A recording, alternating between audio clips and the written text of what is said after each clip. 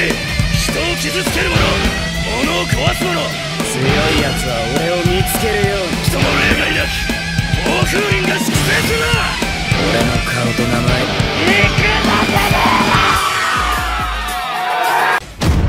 やれやれだわ。 Pada video kali ini, kami pun akan kembali membahas dan juga menceritakan mengenai manga terbaru dari sepak bola Blue Lock, yaitu manga spin-off episode Nagi, chapter yang ke-20-nya. Karena kebetulan manga sepak bola Blue Lock sedang libur selama 2 minggu penuh, dan chapter terbarunya baru ada pada hari Selasa nanti. Maka menurut kami, sekarang adalah waktu yang tepat untuk dapat menceritakan mengenai manga episode Nagi. Mengingat movie spin-off dari Nagi nantinya akan segera keluar di bioskop pada bulan September tahun ini. Tapi karena ini adalah video pertamanya, maka kami pun akan langsung mulai dari chapter yang ke-20-nya. Baru jika nanti kalian suka, maka kami akan bahas dari awal, yaitu dari chapter 1-nya. Oleh karena itu, tentunya tanpa perlu berlama-lama lagi, yuk langsung kita masuk aja ke dalam pembahasan utamanya. Manga sepak bola Blue Lock episode Nagi, chapter yang ke-20, dibuka dengan sebuah potongan panel cerita singkat yang luar biasa menarik. Di mana pada halaman yang pertamanya, kita pun bisa melihat sama-sama jalannya pertandingan penyisian pada ronde keempat, yaitu pertandingan penyisian 3 lawan 3.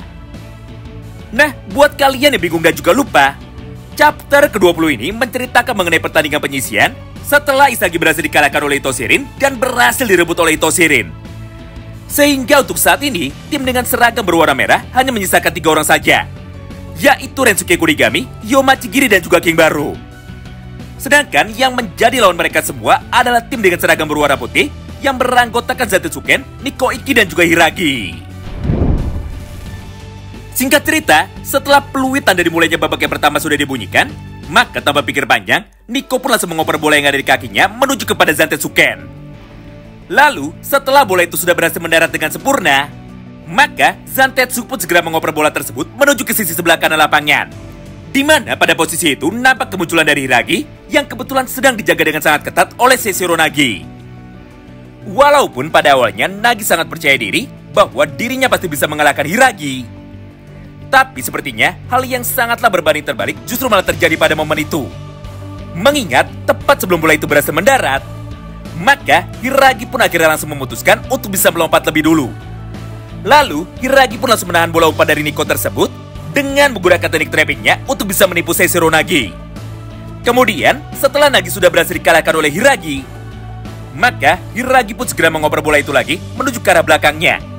Sebelum pada akhirnya, Zantetsu yang berhasil melaju dalam kecepatan penuh, seketika langsung melesatkan satu buah tembakan jarak jauhnya menuju ke arah sudut kanan atas dari tiang jauh.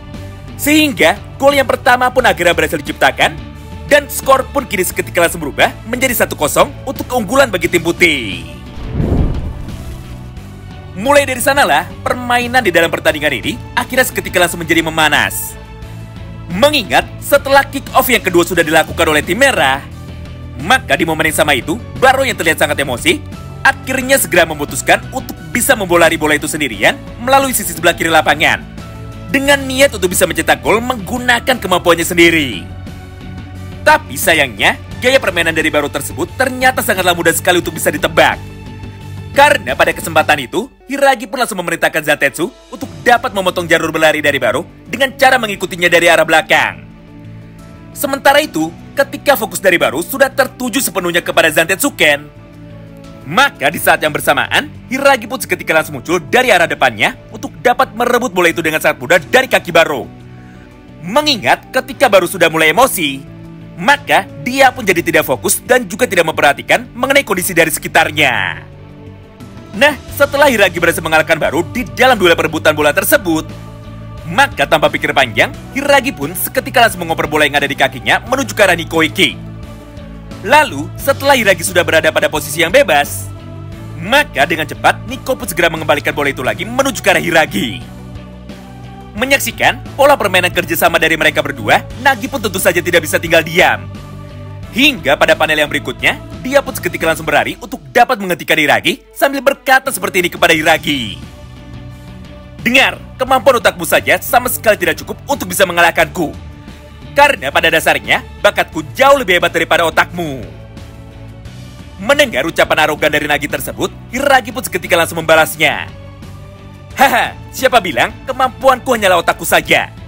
Mengingat, aku pun juga memiliki satu buah teknik spesial yang disebut dengan running trap. Di mana, dengan menggunakan perpaduan dari otak dan juga teknikku, maka aku pun bisa dengan mudah membungkam semua kesombonganmu itu. Jadi, lihatlah dan juga perhatikanlah bagaimana caranya bermain sepak bola dengan benar. Nah, setelah mengucapkan semua kalimat di atas, maka pada halaman yang berikutnya, Hiragi pun akhirnya berhasil melewati Nagi dengan sangat mudah. Lalu, setelah bola itu sudah dipantulkan dengan menggunakan teknik trappingnya, maka di saat yang bersamaan itu, Hiragi pun seketika langsung melesatkan satu buah tembakan jarak jauhnya menuju ke arah gawang dari tim merah. Sehingga, gol yang kedua pun akhirnya kini berhasil tercipta, serta skor pun seketika langsung berubah menjadi 2-0 untuk keunggulan bagi tim merah. Menyaksikan semua pergerakan dan juga permainan dari Hiragi barusan, Chigiri pun seketika langsung berkata seperti ini kepada teman-temannya. Sial, kekuatan Hiragi sangatlah luar biasa hebat. Karena pada dasarnya, Hiragi memiliki kemampuan mata dan juga kemampuan otak untuk bisa membaca statistik dan juga memprediksi masa depan.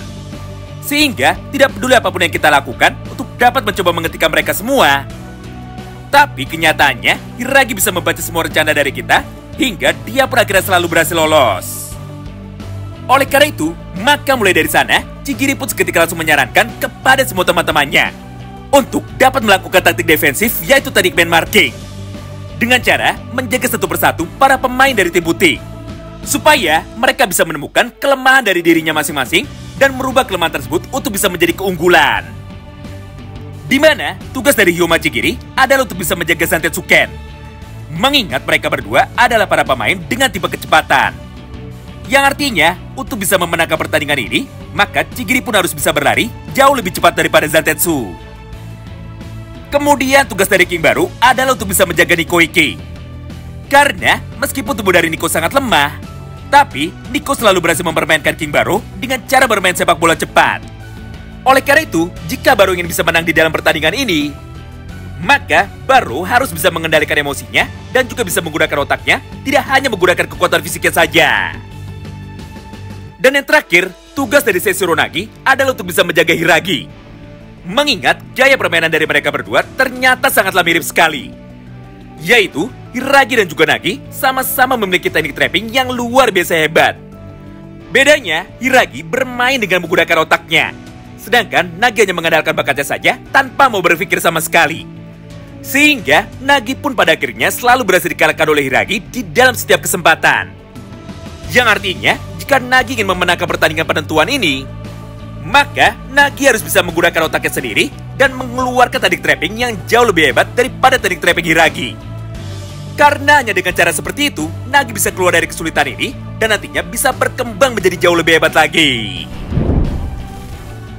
Wow, menarik banget ya. Nah, itulah semua poin bocoran cerita singkat yang dapat kami sampaikan kepada kalian semua di dalam satu video ini. Terima kasih banyak yang sudah simak video ini sampai habis, dan salam baku hantam.